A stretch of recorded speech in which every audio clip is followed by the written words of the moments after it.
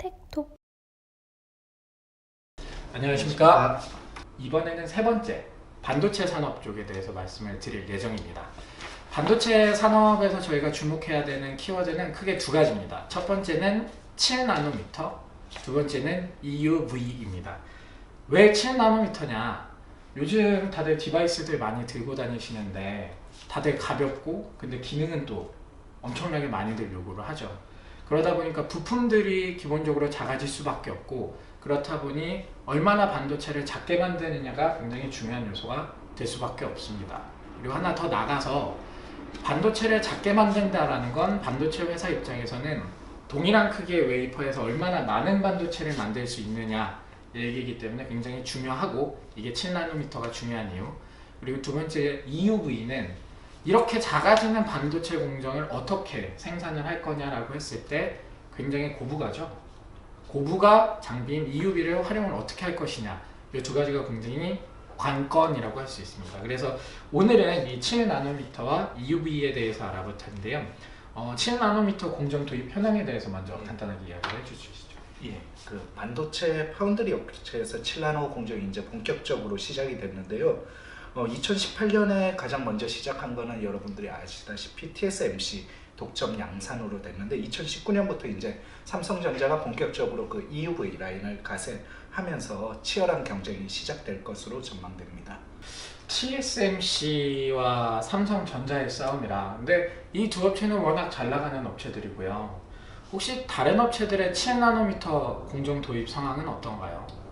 두 업체 외에 다른 업체들은 아직 지켜볼 때라는 입장인 것으로 알려졌습니다. 2016년 그 EUV 없는 7나노 공정을 계속했던 그 글로벌 파운드리는 2018년 8월 그 7나노 공정 개발을 무기한 중단한다고 밝혔습니다.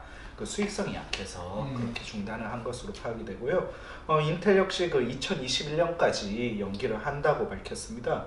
글로벌 반도체 회사 중 인텔은 제일 처음으로 EUV 개발에 뛰어들었는데요. 그 10나노 공정 전환에도 인텔 자체에 그런 어려움이 있어서 앞으로 구상했던 미세 공정 그 포트폴리오 타임라인 전체가 무너지는 무너졌다고요? 분석이 나오고 있습니다. 또한 SK 하이닉스는 EUV 노광 장비로 10나노 공정을 진행할 것으로는 알려졌습니다. 그 당장의 추이에 대비하되 더욱 멀리 보고 준비하자는 이석희 사장의 말처럼 10나노 공정에 익숙해진 다음에 본격적으로 7나노 공정에 뛰어들지 않을까 생각됩니다. 다들 아직 쉽게 뛰어들고 있지는 못하는 상황이네요. 그러면 앞서 말씀해 주셨었던 7나노미터의 선두주자 TSMC랑 삼성전자에 대해서 조금 자세히 알려주실 수 있으실까요? TSMC는 그 2018년 7나노 공정의 절대적인 강자였습니다. 유일하다고 할 수 있죠. 네. 삼성전자가 당시 양산 채비를 하는 동안 TSMC는 이미 실제 생산에 들어갔기 때문입니다. 애플, 퀄컴, AMD, 자일링스 그런 글로벌 반도체 업체로부터 7나노 물량을 독점으로 수주했죠. 독점으로요? 예. 네. TSMC보다 한 발 늦은 삼성전자는 경기도 화성에 작년 EUV 라인 그 기공식을 열었고요. 현재 생산 진행 중이고 2019년부터 이제 올해부터죠. 본격적으로 이제 양산에 들어갑니다. 첫 고객은 퀄컴으로 알고 있고요. 삼성전자의 7나노 국자외선 공정 EUV를 통해 자사의 스냅드래곤 855 칩셋을 생산할 계획입니다. 근데 TSMC, 삼성전자 두 업체의 나노, 7나노 과정은 어떤 차이점이 있을까요? 둘이 똑같지는 않을 것 같은데. TSMC가 7나노 공정을 빠르게 도입할 수 있었던 이유는 새로운 노광 장비인 EUV가 아닌 기존의 장비를 이용해서 빠르게 생산 공정을 안정화했기 때문입니다.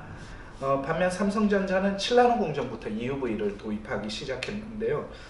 이런 EUV 극자외선을 활용하면 10나노 미만 반도체 회로 또 여러 번이 아닌 단 한 번의 노광으로 만들 수 있다는 장점이 있습니다. 하지만 구현이 좀 매우 어렵습니다. 기술적인 어려움보다는 그 EUV 노광 장비 그 도입 자체가 어렵기 때문인데요. 대당 1,500억에서 2,000억 달러에 달합니다. EUV 장비가. 삼성전자는 7나노 공정에서 뒤처졌지만 EUV 기술 선제 도입으로 그 7나노 이하의 공정, 3나노 공정 이런 데는 앞서 나가겠다는 포부를 밝혔습니다.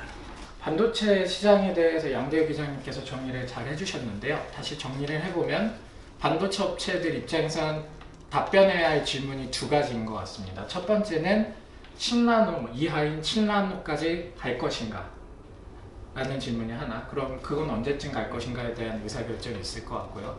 두 번째는 그럼 그 초미세 공정 단위를 들어갔을 때 EUV라는 굉장히 고가의 장비를 도입을 할 것이냐 아니냐, 이 두 가지에 따라서 전략적인 스펙트럼이 달라질 것 같습니다.